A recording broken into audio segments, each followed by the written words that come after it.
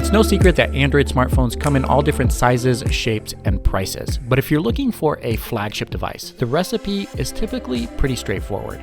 In 2020, that means a Qualcomm Snapdragon 865 chipset, 5G connectivity, a massive battery, and a camera that the manufacturer claims can compete with a DSLR. The new OnePlus 8 Pro seems to check all the right boxes for a flagship device this year, but it also has a few features that we've been wanting to see for a very long time.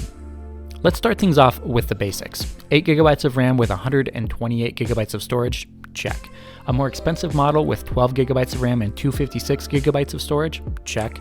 A 6.78-inch Quad HD Plus display with 120Hz refresh rate, check. Quad camera with a color sensor, check. 4,510 mAh battery with 30-watt fast charging, check. 30-watt wireless fast charging and reverse wireless charging, check.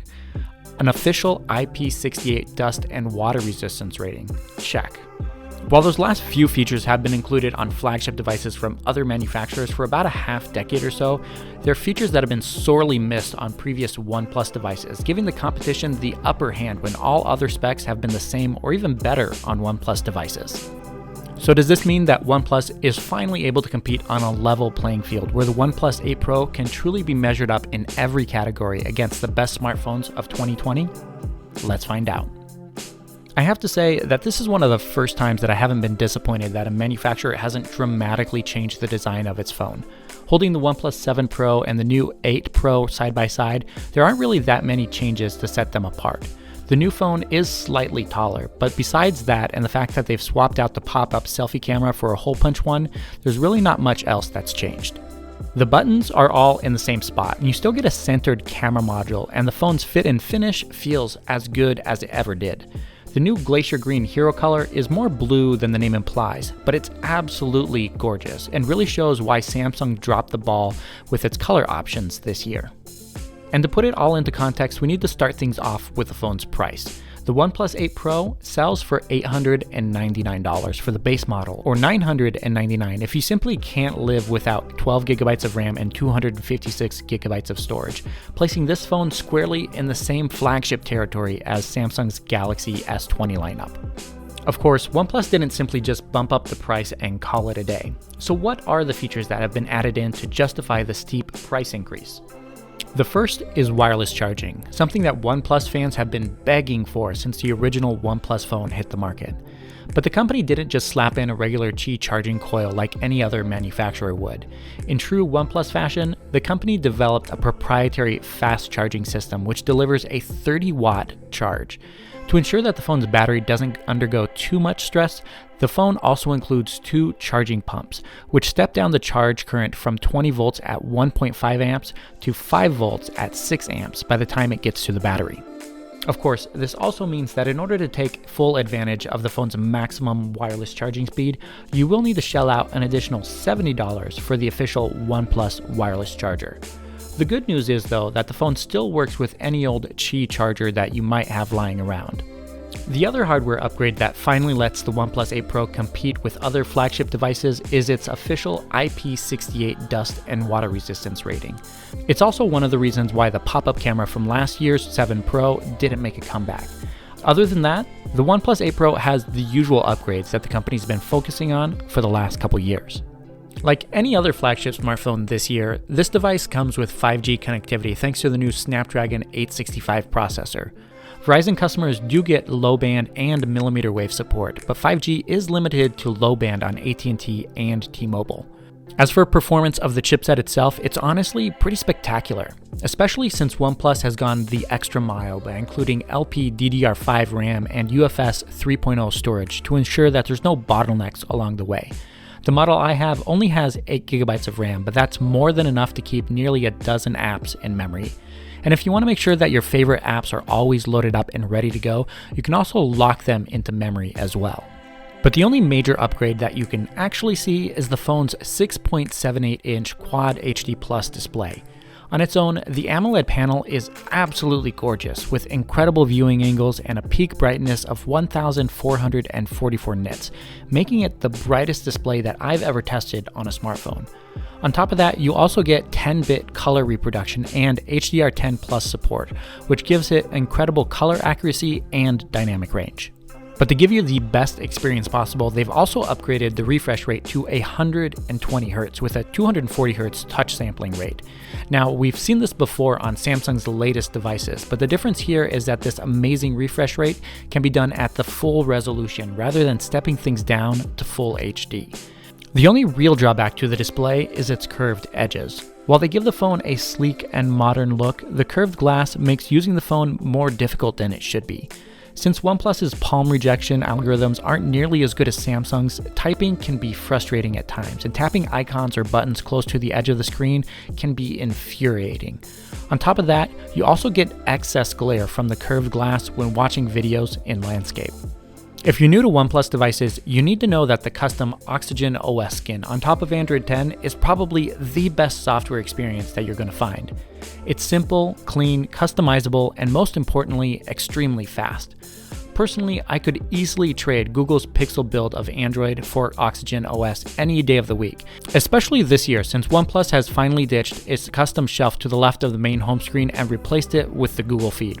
Like most other Chinese manufacturers, there are plenty of customization options in the software, but Oxygen OS doesn't go overboard with its own walled-off theme store, but instead uses the hundreds of icon packs that are already available through the Google Play Store.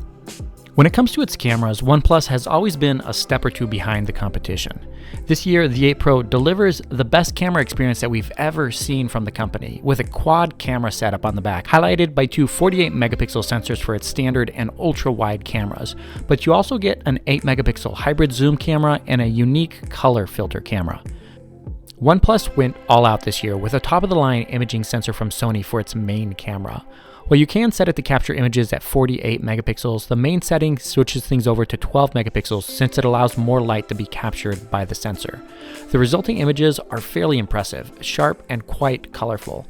OnePlus takes a couple of pages though out of Samsung's playbook, delivering a touch more saturation and sharpness than what you would typically expect, but it's not over the top. The only thing that may need a little bit of tweaking with a future update is the white balance, which tends to err on the warm side. It's not really that noticeable unless you match things up with shots captured with other devices, but once you see it, it's hard to miss. The same goes for the ultra-wide camera, but the sensor and lens that OnePlus is using here deliver much sharper images than what we've seen on competing devices. The only disappointment though is that the 18mm lens isn't anywhere close to the field of view that you get from Samsung's 13mm lenses on its new S20 lineup. For its telephoto camera, OnePlus has moved over completely to a hybrid zoom system, which is simply a fancy way of saying that they're doing some algorithmic enhancements on top of digital zoom. While there's no dedicated optics that will get you in closer to the subject, the resulting images are actually fairly good, even in low light conditions. A periscope camera, of course, with a 5x telephoto lens would have been preferable, but that would have only bumped up the price of the phone even further. For video capture, the 8 Pro delivers 4K video clips at 60 frames per second. OnePlus has focused on better low-light performance and improved stabilization, which now uses optical and electronic image stabilization at the same time for incredibly smooth video. The only real disappointing camera feature is the phone's 16-megapixel selfie camera.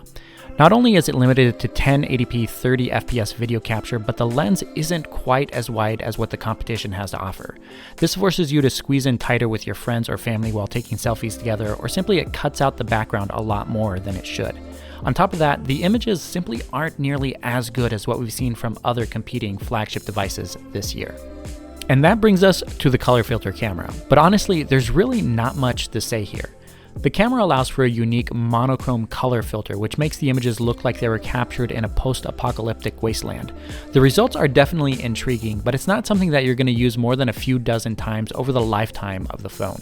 It seems like they added it in just so that they could say they had a quad camera just like the competition, but I think they would have done better if they simply excluded it and dropped the price of the phone by $20. And that brings us to the last item on the list, the phone's 4510 mAh battery. Now, I'm going to keep this simple.